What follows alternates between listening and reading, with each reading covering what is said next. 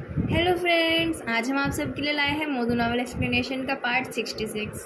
Luo वेंजो बहुत कम time के लिए फेदू के साथ अकेला रह पाया। उसका घर सिटी ब्यूरो के बाहर एक स्ट्रॉन्ग होल्ड बन चुका था। घर में चारों तरफ सिगरेट बर्ड्स और सॉफ्ट ड्रिंक्स के कैंस पड़े थे। जियाओ हायांग के हाथ से एक पुरानी फाइल लेते हुए लुओ वेंजो ने कहा, जूफेंग का दावा है कि जिसे मेंटल हॉस्पिटल भेजा गया था वो असली किलर नहीं था। चियांग नाम का ये आदमी क्राइम सीन के पास ही रहता था। सब उसे जानते थे क्योंकि उसकी दिमागी हालत ठीक नहीं थी। पहले तो वो अपने डैड के साथ ही रहता था। मरने से पहले उसके डैड ने उसके किसी रिलेटिव के ऊपर उसकी जिम्मेदारी दी थी। उस रिलेटिव ने पैसे तो ले लिए थे पर उसका ध्यान नहीं रखा। भूख लगने पर वह पागल आदमी बाहर कचरे से ही खाना ढूंढता था। पर पड़ोसियों का कहना था कि वो एग्रेसिव नहीं था। उसने किसी को मारा है ये उसके पड़ोसी मान नहीं पा रहे थे। जियाओ हायांग ये बोलते बोलते 2 फोटोग्राफ्स दिखाता है। पहली फ़ोटो उस टाइम की थी जब उसे अरेस्ट किया गया था। फटे पुराने गंदे कपड़ों में वो एक चलता फिरता मॉप लग रहा था। दूसरी फ़ोटो में उसे साफ करके दाढ़ी और बाल मुंडवा के प्रिजन ड्रेस पहना दिया गया था। उसमें वो एक मिडिल एज्ड आदमी लग रहा था, बस उसका एक्सप्रेशन क्लियर हेडेड आदमी जैसा नहीं था। मेंटल डिसेबिलिटी कितनी है ये तो बहुत स्ट्रिक्टली चेक किया जाता है। 10-12 साल पहले ये इतना डेवलप्ड नहीं था, पर उसमें चीटिंग करना आसान नहीं था। और इस आदमी को तो सब जानते थे, उसने पागलपन का नाटक नहीं किया था, लुओ वेंजो ने कहा। एक और क्रिमिनल पुलिसमैन ने कहा, और ये तो कचड़ा खाता था। इसके पास ना तो पैसे थे और ना ही किसी का सपोर्ट। वो सबके लिए बोझ था। कौन उसे बचाने के लिए इतना कुछ करेगा? जूफेंग की बात सही नहीं हो सकती। फेदू ने जल्दी से सारा डिस्क्रिप्शन पढ़ लिया। छुरी मारकर वो भाग गया था। पुलिस उसे ढूंढने लगी। लोगों की मदद से वो एक गली के अंदर पकड़ा गया। हथियार भी था और खून के धब्बे भी। उसने उस जगह का मैप मांगा तो जियाओ हायांग ने उसे जल्दी से एक पुराना मैप दिया। मैप में मार्क की हुई जगहों को दिखाते हुए उसने बताया कि एक चौक के पास एक मीट शॉप के सामने यू बिन की उस आदमी से लड़ाई हुई। उस आदमी ने मीट शॉप से एक चाकू उठाकर उसे मारा और दौड़कर इंटरसेक्शन पार करके चला गया। दौड़ते दौड़ते जूफेंग के साथ धक्का लगकर वो गिर गया और फिर उठकर दौड़ने लगा। थोड़ी देर बाद एक बस्ती एरिया के पास वो पकड़ा गया। मर्डर और अरेस्ट के बीच 10-20 मिनट का टाइम गैप था। या तो जूफेंग झूठ बोल रही है, नहीं तो किलर पकड़े जाने से पहले ही बदल गया था, फेदू ने कहा। वो किलर और ये चियांग दोनों के कपड़े, बाल और चेहरा इस हाल में था कि जो लोग उसे ठीक से नहीं पहचानते थे उनके लिए उस वक्त उन दोनों में फ़र्क करना पॉसिबल नहीं था। उसके हाथ में मर्डर वेपन और कपड़ों पर खून की वजह से ही उसे मर्डरर समझ लिया गया होगा। 10-15 मिनट में चियांग को वो कपड़े पहना देना और मर्डरर के फिंगरप्रिंट्स को साफ करके चाकू उसके हाथ पकड़ा देना कोई मुश्किल बात नहीं थी। उस पागल को तो कोई समझ ही नहीं थी कि उसके साथ क्या हो रहा था। ये सब कुछ शायद पहले से ही प्लान किया हुआ था। पर कोई एक ऑर्डिनरी आर्ट टीचर को क्यों मारना चाहेगा? ये सवाल बहुत इम्पोर्टेंट है, फेदू ने कहा। पर अगर चियांग इनोसेंट था तो रिसाइटर ने उसे नहीं मारा होगा। तुम्हें लगता है कि रिसाइटर इनोसेंट लोगों को नहीं मारता है? लुओ वेंजो का एक्सप्रेशन बदल गया। तो फिर चेन ज़ेन, फेंग बिन, जियाओ? नहीं, फेदू ने इंटरप्ट किया। रिसाइटर अपने सेरेमोनियल मेथड से किसी इनोसेंट आदमी को नहीं मारेगा। मैं अब रिसाइटर का रफ साइकोलॉजिकल प्रोफाइल बना सकता हूँ। आंखें बंद करके फेदू बेसमेंट में खड़े उस आदमी को याद करता है जिसकी आंखें शार्प, कोल्ड और रिजेंटफुल थी। द रिसाइटर शुरू में विक्टिम्स के लिए एक म्यूचुअल एड ऑर्गेनाइजेशन था। लंबे समय तक अगर ट्रॉमा का कोई ट्रीटमेंट ना हो तो इंसान के अंदर से ट्रस्ट करने की कैपेसिटी ख़त्म हो जाती है और वो लोग एग्रेसिव हो जाते हैं। ट्रॉमा इंसान को बदल देता है। ये उसे सोसाइटी से दूर कर देता है। वो लोग सिर्फ अपने जैसे लोगों के साथ ही कनेक्टेड फील करते हैं। ऑर्डिनरी ऑर्गेनाइजेशंस में इन लोगों को एक कंफर्टेबल इन्वायरमेंट दिया जाता है और धीरे धीरे उनको नॉर्मल लाइफ की तरफ गाइड किया जाता है। उसमें उनके गुस्से को बढ़ावा नहीं दिया जाता है। पर द रिसाइटर एक ऐसा ऑर्गेनाइजेशन है जिसमें लोगों के ट्रॉमा को हेट्रेड में बदला जाता है। उन्हें ये समझाया जाता है कि वही ठीक है और उस ऑर्गेनाइजेशन के बाहर के सारे लोग गलत हैं। इसलिए जो लोग ऑर्गेनाइजेशन के नहीं हैं उन्हें ऑब्जेक्टिफाई किया जा सकता है और ज़रूरत पड़ने पर उनको प्रॉप की तरह सेक्रीफाइस किया जा सकता है। पर ये प्रॉप और रिवेंज का टारगेट एक चीज़ नहीं है। रिवेंज लेना एक सेरेमनी है। उसमें टारगेट को उसी तरीके से मारना है जिस तरीके से उसने किसी को मारा था। जूफेंग के उस हॉस्पिटल में जाने के थोड़े दिन बाद ही चियांग को मारा गया था, लुओ वेंजो ने कहा। तो क्या ऐसा हो सकता है असली किलर को जूफेंग का शक पता चल गया था और उसी ने चियांग को रिसाइटर के स्टाइल में मरवा दिया ताकि ये लगे कि चियांग पर बदला लिया गया है? कहीं सुटेबुरो के मोल ने तो वुबिन का मर्डर नहीं करवाया था? जियाओ हायांग ने पूछा। लुओ वेंजो ने उसे यूबिन के बारे में इन्वेस्टिगेशन के लिए भेज दिया। अगर बुरो में किसी पर शक है तो हम उस पर नज़र रख सकते हैं ना, एक पुलिसमैन ने पूछा। उसकी कोई ज़रूरत नहीं है, वो अपने आप निकल कर आने वाला है, फेदू ने कहा। उधर इन्वेस्टिगेटर फेदू के चैटिंग को गौर से चेक करने लगे। उनको वो पार्ट मिला जहाँ पैन उनतेंग के बारे में बात हो रही थी, पर उसमें कुछ इम्पोर्टेंट नहीं था। डिसअपॉइंटेड होकर वो उस रिकॉर्डिंग को बंद करने ही वाले थे, पर उनका मन नहीं माना। एक जगह पर फेदू के चेहरे पर एक अजीब एक्सप्रेशन था, पर उसने तुरंत अपना एक्सप्रेशन चेंज करके एक वॉइस मैसेज भेजा। मैंने नहीं सुना, क्या प्रॉब्लम हो सकती है? टेक्नीशियन को बुलाकर वॉल्यूम को इंक्रीज करके फिलोसोफर के साथ उसके कन्वर्सेशन को अच्छे से सुना गया, तो उन्हें जैंग टिंग का नाम सुनाई दिया। उधर जो हुआइजिन भी पुराने जो हाउस पहुंच गया था। जो फैमिली के वारिश होने के नाते 38 साल पहले का जो याहू का असिस्टेंट कहाँ है, ये वह आसानी से पता कर पाया। जो याहू का असिस्टेंट जो चाओ जो फैमिली के दूसरे ब्रांच से था। जो जुन्माओं के पावर में आने के बाद इसे फंड में गड़बड़ी करने के जुर्म में जेल भेज दिया गया था। जो हुआइजिन एक मैप देखते हुए बोलता है। बाद में उसने जेल में किसी को घायल किया और जेल से भागने की कोशिश की, तो उसकी सज़ा बढ़ा दी गई। जेल से निकलकर उसने नाम बदल लिया है और इस छोटे शहर में छुपा है। लूजिया आइसक्रीम खा रहा था।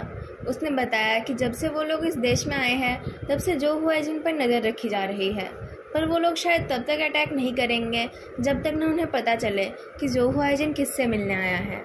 लूजिया उसे एश्योर करता है कि उसके आदमी भी बैकअप के लिए है।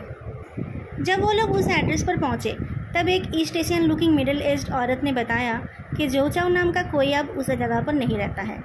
वो इन लोगों का टाइम वेस्ट करा रही थी और मौके का फ़ायदा उठाकर जो चाओ बैकयार्ड के फेंस को पार करके भागने की कोशिश कर रहा था। पर लूजिया के लोग तो पहले से ही इंतज़ार कर रहे थे। उन लोगों ने उस आदमी को पकड़ लिया। उसी टाइम उनके पीछे एक सफ़ेद बिजनेस कार में बैठे एक आदमी ने बाइनोकुलर नीचे करके जो हुआइजिन और उनके साथियों के फोटोग्राफ्स भेज दिए। फिर स्निपर राइफल उठाकर उसने अपने एम्प्लॉय से कन्फर्मेशन मांगा।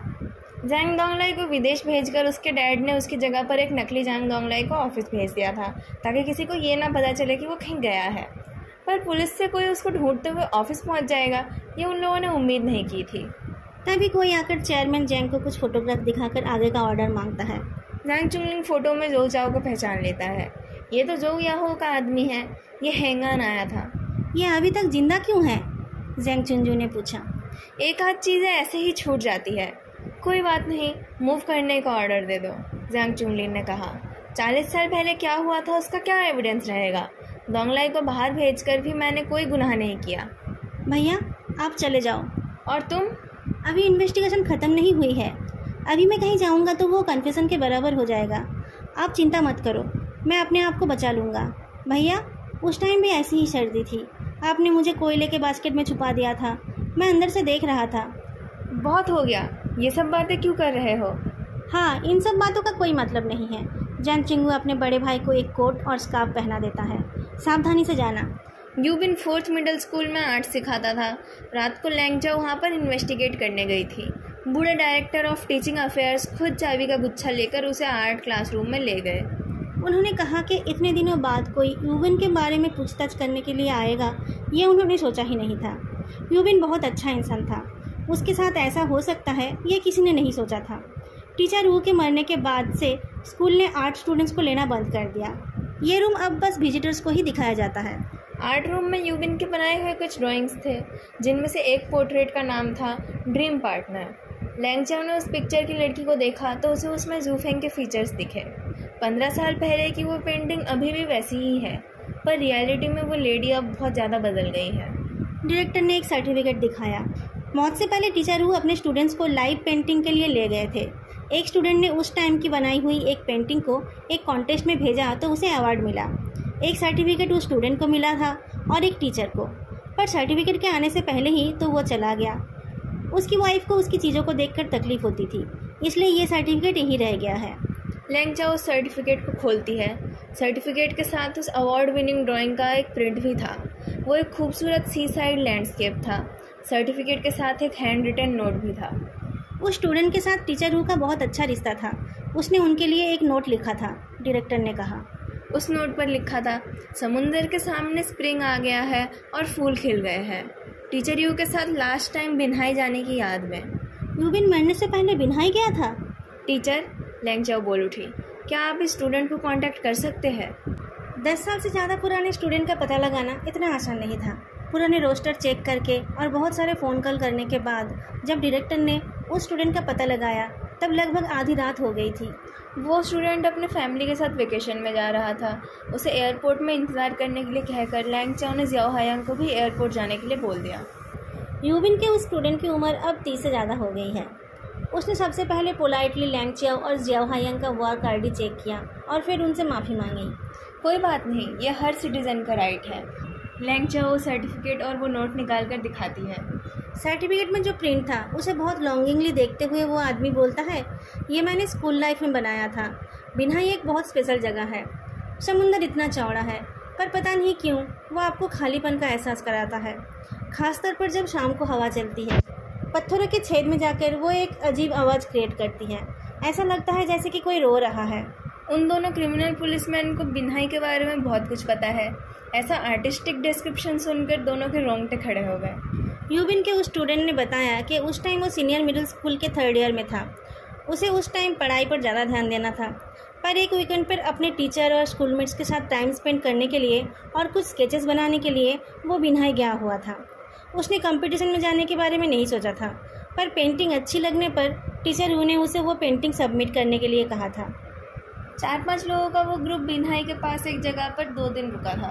बिन्हाई में दिन भर पेंटिंग और ड्राइंग करने के बाद वो रात को उस जगह पर जाकर आराम करते थे। लैंग चाओ ने पूछा, क्या आप लोगों ने वहाँ कोई अजीब लोग या कुछ अजीब घटना का सामना किया था? एक्चुअली ऑफिसर, मैं आज यहाँ वेट करने के लिए इसलिए राजी हो गया क्योंकि पहले भी किसी ने मुझसे ये सवाल पूछा था, इसीलिए मैंने आप लोगों के आईडीज़ को अच्छे से चेक किया। उस टाइम टीचर यू को मरे हुए 1 साल से ज़्यादा टाइम हो गया था। एक लंबे मिडिल एज्ड मैन मुझसे मिलने आए थे। उन्होंने कहा था कि वो एक पुलिस ऑफिसर थे और टीचर यू के केस का इन्वेस्टिगेशन कर रहे थे। मुझे उनको देखकर बहुत डर लग रहा था। क्या पूछा उन्होंने? वो टीचर यू के बारे में बात करना चाहते थे। मुझे अजीब लगा। टीचर यू के मर्डर को तो पकड़ा गया था, पर उस आदमी ने कहा कि शायद टीचर यू का मर्डर उतना सिंपल नहीं है।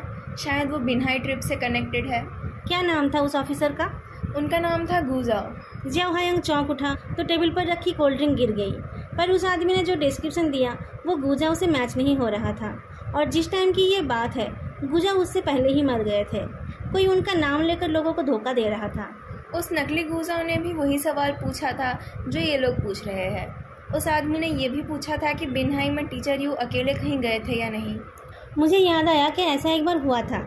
जिस सुबह हम वापस आने वाले थे उसकी पिछली रात को एक लड़की को अपना कैमरा नहीं मिल रहा था। टीचर यू वो कैमरा ढूंढने अकेले ही एक कार रेंट पर लेकर बिन्हाई गए थे। रास्ते में उन्होंने किसी की कार को ठोक दिया था। उस नकली पुलिस ने मुझसे पूछा कि वो लोग कौन थे, पर मुझे नहीं पता था। मुझे बस इतना पता था कि उनके मना करने के बावजूद टीचर यू ने उनको अपना कॉन्टैक्ट नंबर दिया था और कहा था कि वो रिपेयरिंग का खर्चा दे देंगे। आपको उस कार का नंबर पता है? टीचर यू को पता होता। आपको कैसे पता चला कि वो आदमी फेक था? जियाओ हायांग ने पूछा। मुझे कुछ याद आया था, पर जैसे ही मैं पीछे मुड़ा मैंने देखा कि उस आदमी का फ्रेंडली एक्सप्रेशन एक खतरनाक एक्सप्रेशन में बदल गया था। आप उसे क्या बोलने वाले थे? टीचर यू के ड्राइंग के बारे में। वो जो भी देखते थे उसका स्केच बना लेते थे। बिन्हाई में जाकर उनके स्केचबुक के पेपर्स ख़त्म हो गए थे तो उन्होंने कुछ लूज शीट्स पर स्केच किया था। उसमें एक आदमी और एक औरत का स्केच भी था। शायद वो लोग ही उस कार में थे। मैंने वो देखने के लिए मांगा था। बाद में मैंने उसे संभाल कर रख दिया। उस आदमी की फ़्लाइट बहुत पहले ही टेक ऑफ कर चुकी थी। उसकी वाइफ दोनों के पेरेंट्स को लेकर उस फ्लाइट में चली गई थी। फैमिली वेकेशंस तो आते रहेंगे, पर टीचर यू के लिए कुछ कर पाना उसे ज़्यादा इम्पोर्टेंट लगा। लुओ वेंजो ऑब्जर्वेशन रूम से जू फेंग का इंटरोगेशन देख रहा था।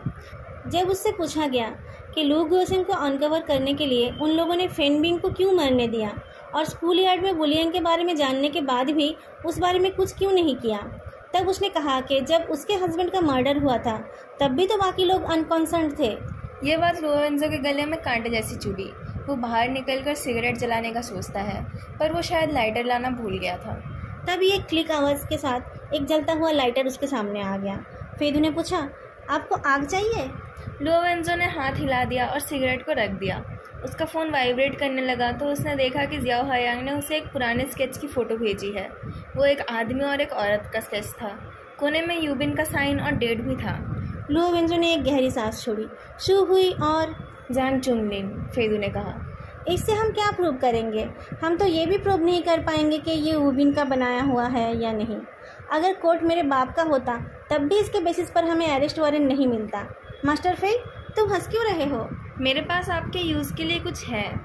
बूढ़ा जोऊ चाओ लूजिया को गाली दे रहा था, पर उसे उसमें से कुछ नहीं समझ आ रहा था। अचानक उस जोऊ चाओ के फोरहेड पर एक रेड डॉट दिखा तो उसे लेकर सब झुक गए। गोली उसके सफ़ेद बालों को छूकर चली गई। सब लोग जल्दी से घर के अंदर चले गए। उनको लेने के लिए गाड़ी आ गई थी, पर अटैक करने वाले गोली चलाते हुए आगे बढ़ रहे थे। वो किसी तरह से पीछे का फेंस पार करके एक ट्रक में जाकर चढ़े। जोऊ चाओ के पास भी कोई और ऑप्शन नहीं था। तभी चारों तरफ से बहुत सारी गाड़ियों ने उन्हें घेर लिया। गोलियों के बरसात के बीच वो ट्रक ड्राइवर ट्रक चला रहा था। कंटेनर के अंदर बैठे लोग इधर उधर लुढ़क रहे थे। अचानक पीछे से किसी कार ने उस ट्रक को बहुत जोर से टक्कर मारी, पर अगले ही पल सब कुछ शांत हो गया और वो ट्रक भी स्टेडीली चलने लगी। अब हम सेफ है, वो लोग अब हमारे साथ कुछ नहीं कर पाएंगे, लूजिया ने कहा। जो ख्वाहिजिन ने पूछा, कौन सा हथियार यूज़ किया आपने? पुलिस को पता चलेगा तो? ये कोई वेस्टर्न हथियार नहीं है, ये बिल्कुल देसी है, लूजिया ने वॉइस चेंज करके कहा। आपके बेटे की ज़िंदगी हमारे हाथ में है। जांग तिंग खिड़की से विला के बाहर देख रही थी। घर से दूर उसे अच्छा नहीं लग रहा था। तभी कोई बिना उसकी परमिशन के अंदर आ गया। अंदर आकर स्टीवर्ड ने जैंग डोंगलाई के बारे में पूछा। पिछली रात को जांग डोंगलाई ने 2 वाइन की बॉटल्स लेकर अपने रूम का डोर लॉक कर लिया था। सबको लगा था कि वो लंबे टाइम तक सोकर टाइम डिफरेंस से एडजस्ट होना चाहता है, इसलिए सुबह कोई उसे उठाने नहीं गया। बाहर से कोई आकर उसे उठा ले जाता तो सिक्योरिटी को जरूर पता चलता। वो खुद ही कहीं गया है, पर उसे तो इस जगह की लैंग्वेज भी नहीं पता। अकेले बाहर जाकर वो क्या करेगा? किसके साथ गया होगा वो? स्टीवर्ड के फ़ोन पर तभी किसी ने एक फ़ोटो भेजी। उस फोटो में डोंगलाई एक वाइन बॉटल को पकड़कर सिकुड़ कर लेटा हुआ है। उसकी आंखें बंद हैं। फोटो के नीचे लिखा है, अगर पीछा करना बंद नहीं किया तो इसके टुकड़े करके वापस कर देंगे। वो स्टीवर्ड कांपने लगा। क्या डोंगलाई जोऊ ह्याजुन को जानता है? कौन? जैंग तिंग सोचने लगी। जो सरनेम के तो वो शायद एक ही आदमी को जानता था जो कुछ दिन पहले मर गया। उसके साथ भी उसकी कोई अच्छी दोस्ती नहीं थी। जोऊ ह्याजुन चाइना में ज़्यादा नहीं जाता था और वो अच्छे स्कूल से पढ़ा एलिट आदमी था। निठल्ले अमीर जादों के साथ उसका कोई कनेक्शन नहीं था। कैसे वो जैंग डोंगलाई को निकाल कर ले गया ये समझ से बाहर था। जैंग टिंग उसके पास वाले रूम में ही थी, उसे भी कुछ पता नहीं चला। अंकल, उनको कितने पैसे चाहिए? मैं डैड को फ़ोन करती हूँ, जैंग टिंग बोल उठी। किडनैप कौन हुआ? वो खुद दोस्तों के साथ बाहर गया होगा। उसकी बॉडी में ट्रैकर्स लगे हुए हैं, बूढ़ा स्टीवर्ड बोलता है। पर तभी उसके फ़ोन पर एक और फ़ोटो आई जिसमें जांग डोंगलाई के ऊपर लेके सारे ट्रैकिंग डिवाइसेस की फ़ोटो थी। क्या चाहते हो? स्टीवर्ड ने मैसेज किया। जांग डोंगलाई के बदले वो लोग उस आदमी को जिंदा मांग रहे थे जो सूचेंग के साथ डायरेक्ट कांटेक्ट में था। कुछ भी गड़बड़ होने से जांग डोंगलाई नहीं बचेगा। सिटी ब्यूरो में फेइदू ने लुओ वेंजो को द फिलोसोफर नाम के किसी का स्टेटस अपडेट दिखाया। उसमें उसने बोरिंग लिखकर 2 फोटो लगाई थी, एक उसकी सेल्फी और दूसरी एक लिविंग रूम की फ़ोटो जिसमें बहुत सारे लोग लगेज के साथ बैठे थे। ये तो जांग डोंगलाई है, इन फोटोज़ का क्या मतलब है? आप नहीं जानते, पर सूचेंग इन लोगों को जानता था। इन लोगों ने ही तो मेरा कार एक्सीडेंट करने की कोशिश की थी। क्या? फेदू, तुम बहुत हरामी हो। तुमने कहा था ना कि सब ठीक था। मुझे लगा कि तुम रिलायबल हो। फेदू ने बताया कि जैंग डोंगलाई उस पर भरोसा करता है। उसी ने उसे बाहर निकलने के लिए ट्रिक किया था। सूचेंग कहाँ है?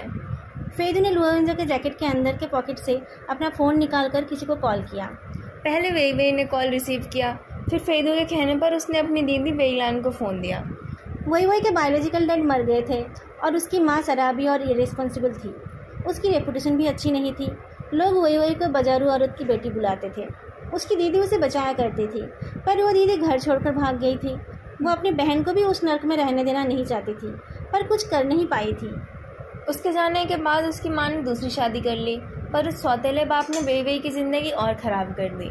फेदू के फंड की मदद से वो घर से भाग गई। उसकी बड़ी दीदी वेईलान को ढूंढकर जब वेई वेई को जस्टिस दिलाने की कोशिश की गई, तब पुलिस के आने से पहले ही वो सौतेला बाप भाग गया। बाद में एक पूल में उस आदमी की डेड बॉडी मिली। उसको छुरी से मारा गया था। उसकी बॉडी में कोई कपड़े नहीं थे और उसके कुछ बॉडी पार्ट्स को काट दिया गया था। मर्डर वेपन उसके चेस्ट में ही था, जिसमें वेईलान की फिंगरप्रिंट्स थे। बहुत सालों तक ढूंढकर भी उसका पता नहीं मिल रहा था। फिर अचानक सूचेंग के ऊपर नज़र रखने वाले ने फेदू को खबर दी कि सूचेंग ने एक नई असिस्टेंट रखी है। अब मैं अपने हाथ धो सकती हूँ, वेईलान ने कहा। सावधान रहना, फेदू ने कहा। लिटिल बेबी, जब से मैं ये कर रही हूँ तब तुम दूध पीते बच्चे थे। फेदू ने उसकी बात का बुरा नहीं माना। वो एक वांटेड क्रिमिनल है, अपने आप को रिवील करने से उसे ज़िंदगी भर जेल में रहना पड़ेगा। मेरी चिंता मत करो फेदू, वेलन ने कहा, तुम बस अपना वादा याद रखना। दोस्तों, आज का पार्ट मैं यही ख़त्म कर रही हूँ। आप लोगों को आज का पार्ट कैसा लगा बताना मत भूलना, और वीडियो को लाइक करना भी मत भूलना। आप लोगों ने अगर अभी तक चैनल को सब्सक्राइब नहीं किया है तो चैनल को सब्सक्राइब भी कर लेना। फिर मिलेंगे नेक्स्ट पार्ट में, तब तक के लिए बाय।